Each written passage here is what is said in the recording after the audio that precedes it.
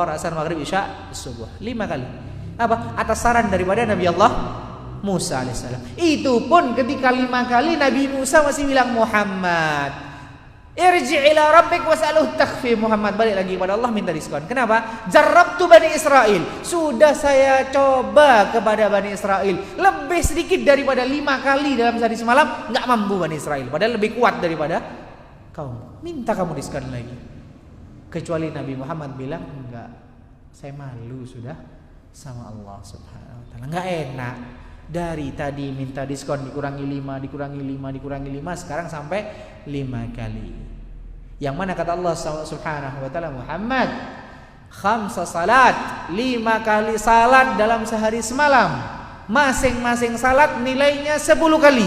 Maka itulah sebenarnya 50 kali salat dalam sehari semalam. Antum sekali salat dalam sehari semalam dhuhr sama seperti 10 kali salat. Kenapa? Karena asalnya kita diperintahkan 50 kali salat dalam sehari semalam. Maka Nabi SAW merasa malu. Nah, sudah. Akhirnya Allah subhanahu wa ta'ala mewajibkan kepada kita perintah salat 5 kali dalam sehari semalam. Ayuhal ahibbah, satu fadilah yang bisa kita ambil di antara semua perintah yang Allah berikan kepada Nabi Muhammad, perintah salat ini diberikan di Sidratil Muntaha. Apa hikmahnya? Ini seakan-akan Allah memang bilang, awas, ini salah, ini azim. Salat ini perkara yang besar. Untuk Nabi Muhammad diberikan perintah salat, diperlihatkan dulu neraka, diperlihatkan dulu jannah. Seakan-akan Allah berpesan, Muhammad, siapa yang mengerjakan salat? Jannah. Siapa yang lalai dari salat? An-nar. Ini besarnya nih. Kenapa ini syai'un azim? Ini sesuatu yang besar. Maka salat bukan main-main. Perintahnya turun di Sidratil Muntaha. Dan Sidratil Muntaha, kata para ulama, makhluknya Allah yang paling akhir sudah. Makhluknya Allah yang paling akhir. Makhluknya Allah pertama Al-Qalam, kata para ulama. Yang paling besar Arsy. Yang paling akhir, inilah Sidratil Muntaha. Udah, itu paling akhir, finish, selesai. Disitulah Allah subhanahu wa ta'ala menurunkan perintah as-salah. Seakan-akan Allah ingin menitipkan pesan kepada kita, siapa yang menjaga salat, maka tempatnya sungguh adalah tempat yang paling tinggi. Karena salat diberikan di tempat yang paling tinggi. Dan juga itu pesan Allah kepada Nabi Muhammad, tidak ada yang bisa menghibur hati seorang manusia kecuali dengan salat. Gak ada yang bisa menghilangkan kegelisahan dan kegetiran peristiwa apa yang dialami manusia kecuali dengan salat. Makanya Nabi SAW, apapun masalahnya, beliau larinya kepada salat. Ketika kalah di perang Uhud, capek luar biasa, sampai-sampai banyak di antara para sahabat ketiduran. Capek luar biasa perang Uhud. Semuanya terbaring tidur. Nabi Muhammad SAW yang hanya satu-satunya orang yang mengerjakan salah. Kalau Nabi Muhammad sudah merasa hatinya kurang enak, Nabi Muhammad panggil, ya Bilal, aqimis salat. Bilal, dirikan salat. Arih qulubana bis salat. Ayo, hibur hati kami ini dengan salat. Jadi hiburan Nabi SAW adalah salat. Nah, ini beda sama kita sekarang. Beda. Yang mana salat sekarang bagi kita hanya sebatas kewajiban, bukan hiburan lagi. Tapi Nabi Muhammad SAW, hiburan dari segala urusannya adalah dari as-salat. Nah, wallahu ta'ala alam bissawab. InsyaAllah ba'da azan akan ada hiwar, ada percakapan antara Nabi Muhammad SAW dengan Abu Jahal pasca kepulangan daripada Mi'raj. Wallahu ta'ala alam bissawab.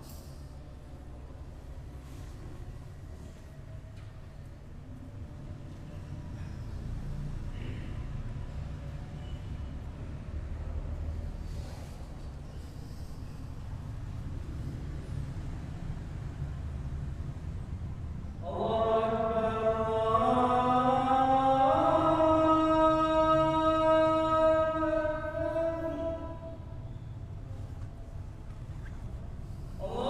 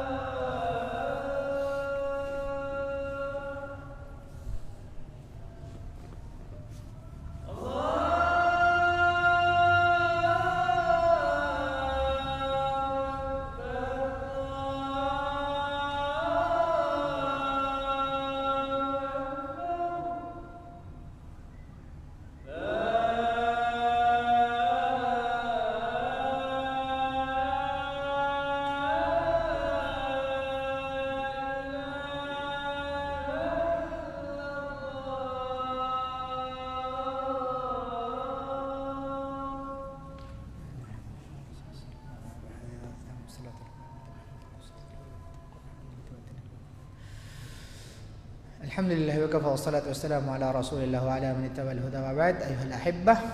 Taib, setelah Nabi SAW mendapatkan fardu salat 5 waktu, maka kemudian berakhirlah perjalanan rihlah al-azimah. Perjalanan istimewa ini berakhir.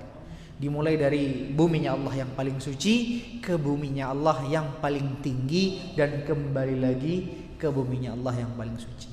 Nah, kemudian Nabi SAW waktu pagi sudah kembali ke kota Makkahul Mukarramah. Nabi sallallahu alaihi wasallam sebagaimana diceritakan oleh Sayyidina Abdullah bin Abbas radhiyallahu an, Nabi SAW berkata, pada malam saya diisra'kan oleh Allah Subhanahu wa taala wa asbahtu bi Makkah. Ketika saya sampai di kota Makkah, fadha'tu bi amri wa araftu anna an-nasa mukatsibin.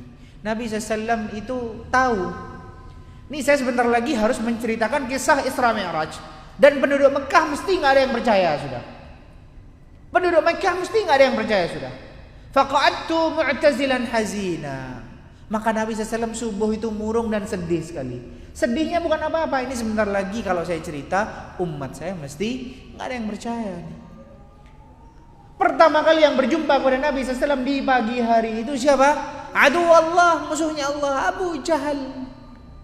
Itik-itik datang Abu Jahal melihat Nabi SAW duduk termenung sendirian. Abu Jahal bertanya.